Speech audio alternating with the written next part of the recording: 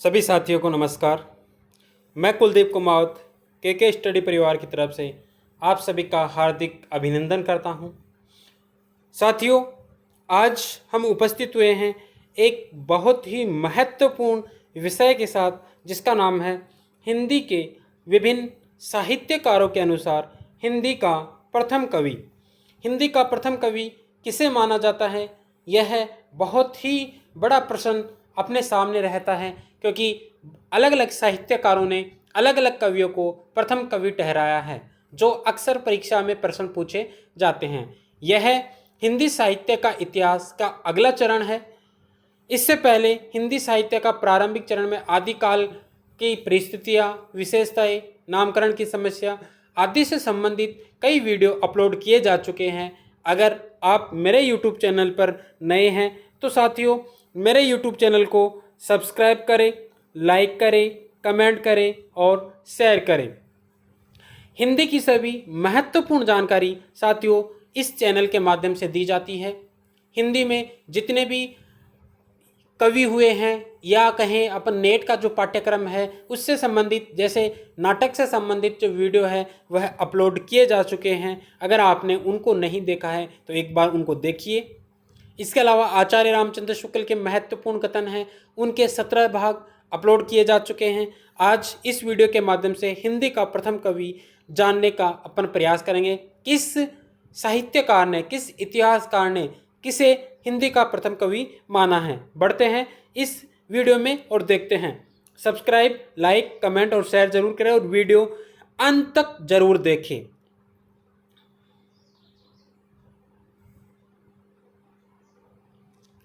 बात करते हैं सबसे पहले शिव सिंह सेंगर की। इनकी पुस्तक का नाम है शिव सिंह सरोज।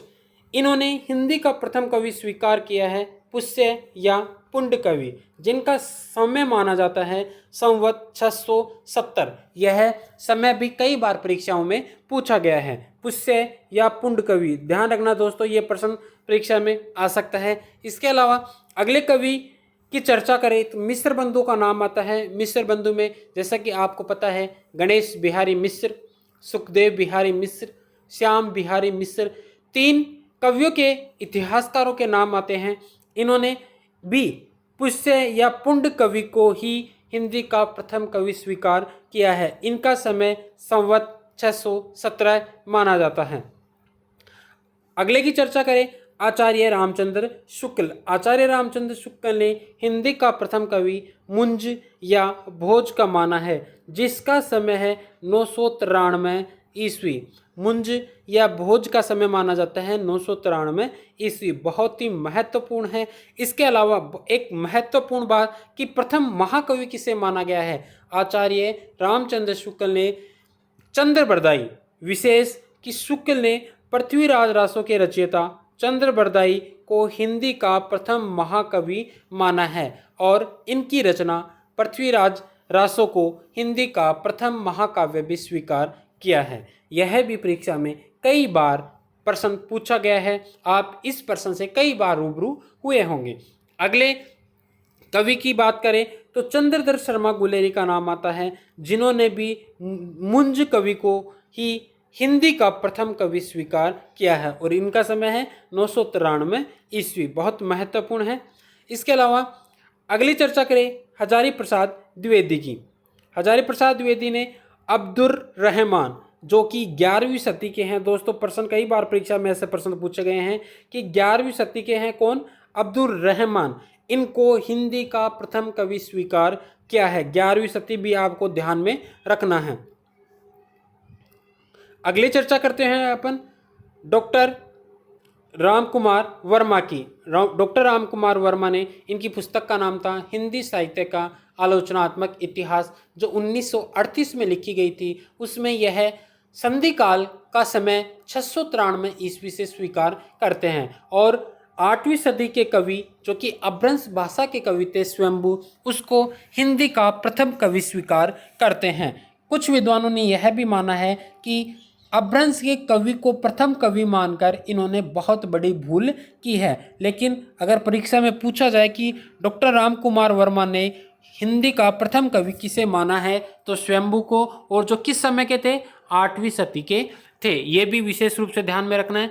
अगले की चर्चा करते हैं डॉक्टर गणपति चंद्र गुप्त। इन्होंने शालिभद्र सूरी, जिनका समय था 1184 ईस्वी, इनको हिंदी का प्रथम कवि स्वीकार किया है।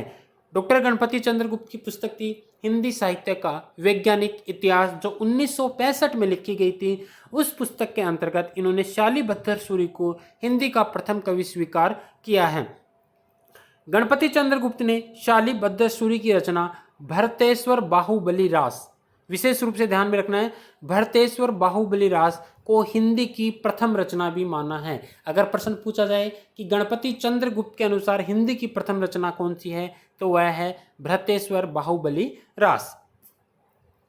डॉक्टर बच्चन सिंह, महत्वपूर्ण है, डॉक्टर बच्चन सिंह की पुस्तक है हिंदी साहित्य का दूसरा इतिहास। उस पुस्तक में इन्होंने हिंदी का प्रथम कवि माना है विद्यापति, जो कि मैथिल कोकिल के नाम से हिंदी साहित्य जगत में प्रसिद्ध है, जो आदिकाल और भक्ति काल के मध्य की कड़ी भी कहे जाते हैं। विद्यापति, इनकी पुस्तक थी कीर्तिलता, कीर्ति पताका, विद्यापति पदावली। कीर्तिलता और कीर्ति पताका की रचना अपभ्रंश या अवहट भाषा में की गई थी, जबकि विद्यापति पदावली की रचना जो है मैथिली भाषा में की गई थी। इस कारण इन्हें मैथिली कोकिल भी कहा जाता है।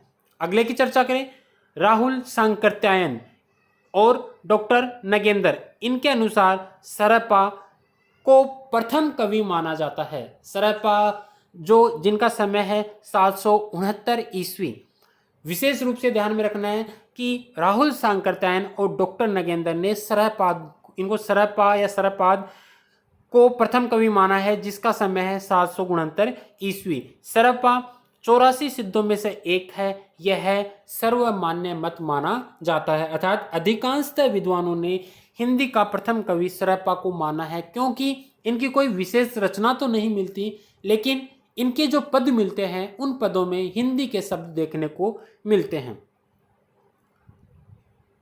आगे चर्चा करें, हिंदी के प्रथम कवि सरपा की कोई रचना उपलब्ध नहीं होने के कारण जैन आचार्य देवसेन कृत श्रावकाचार 933 ईस्वी में लिखी गई थी को हिंदी की प्रथम रचना माना जाता है। अगर परीक्षा में प्रश्न पूछा जाए कि हिंदी की प्रथम रचना कौन सी है, तो श्रावकाचार हिंदी की प्रथम रचना है। और गणपति चंद्रगुप्त के अनुसार अभी अपन ने देखी थी भरतेश्वर बाहुबली रास, यहां देख सकते हैं अपन।